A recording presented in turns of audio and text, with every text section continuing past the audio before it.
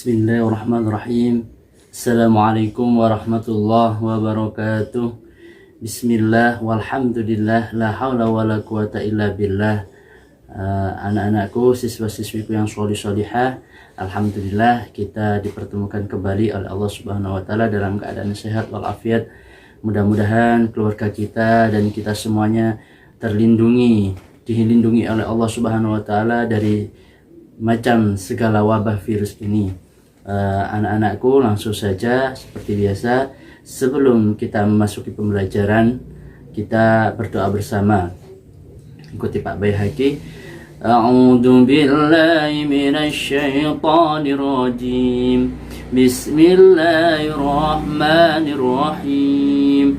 Alhamdulillahi rabbil alamin.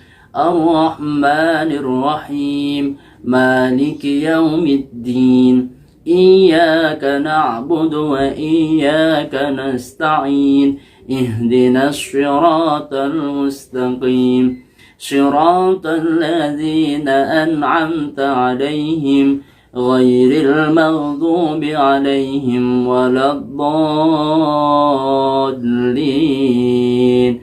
Amin.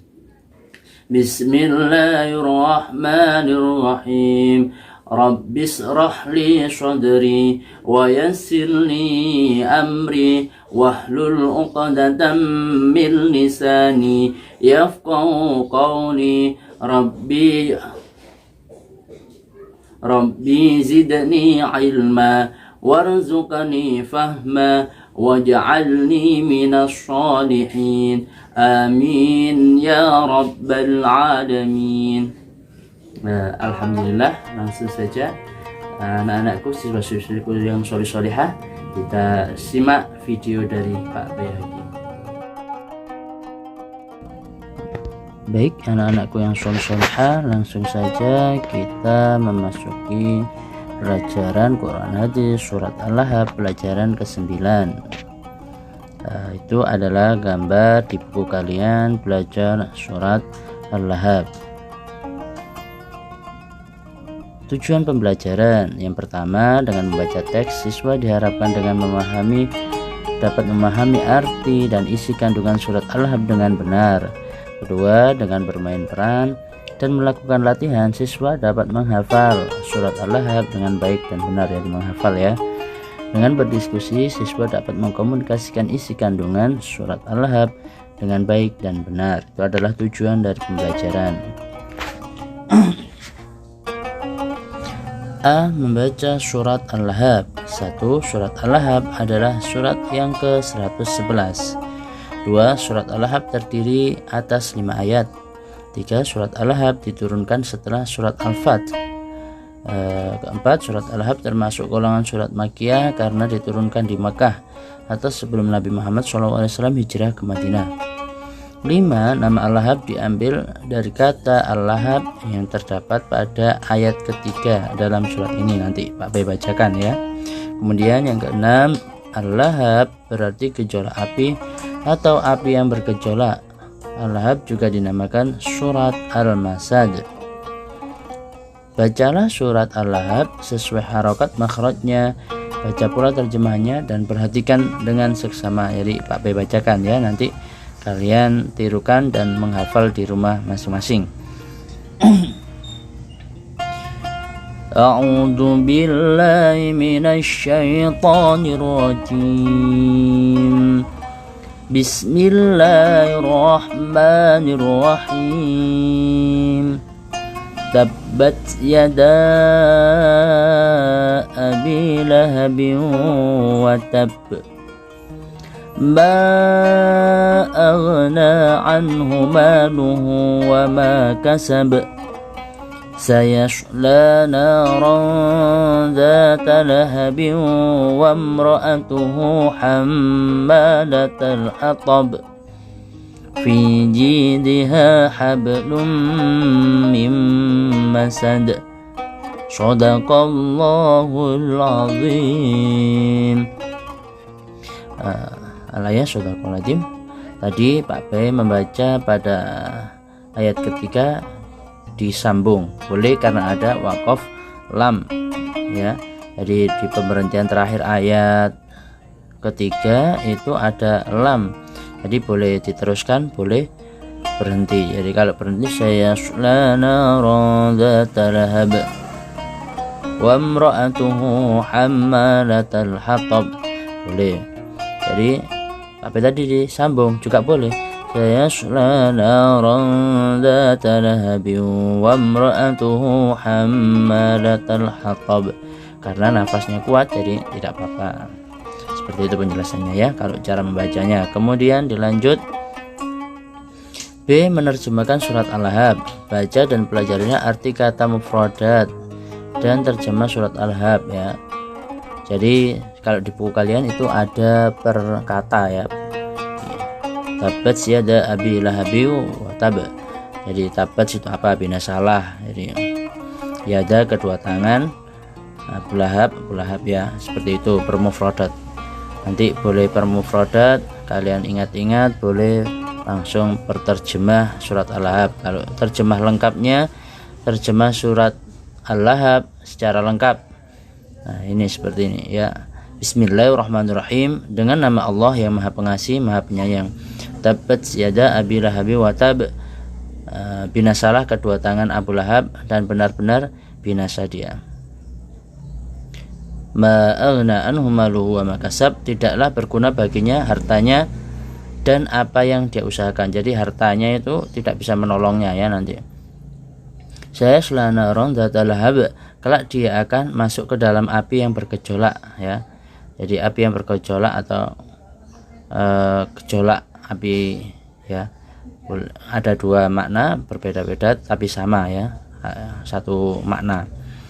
Kemudian yang keempat, wa mura'atu hammalatal hatab, dan begitu pula istrinya pembawa kayu bakar atau penyebar fitnah ya.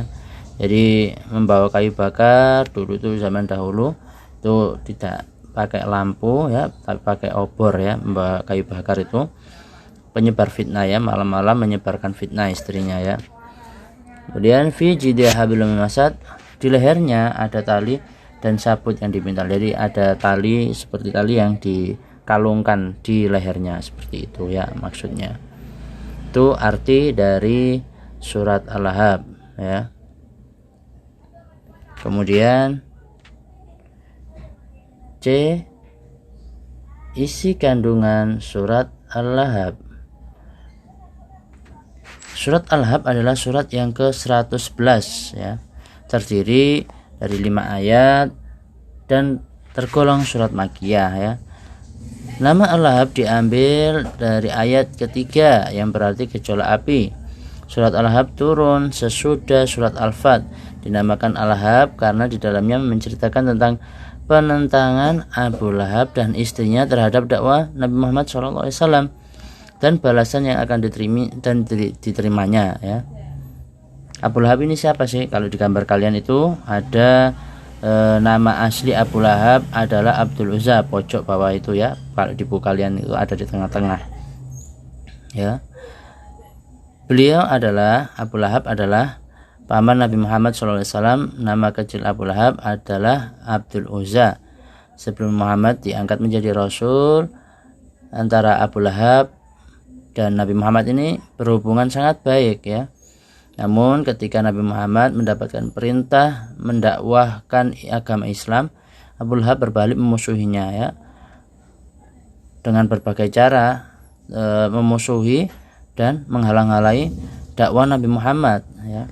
Jadi seperti dihalang-halangi terus ya, nggak boleh menyebarkan agama Islam. Tapi kemudian meskipun dimusuhi dan dihalang-halangi dengan berbagai cara, namun Nabi Muhammad SAW tetap melanjutkan dakwah Islam dengan senantiasa memohon pertolongan kepada Allah. Surat Al-Lahab memberikan ancaman kepada Abu Lahab yang telah menentang dakwah Nabi Muhammad SAW.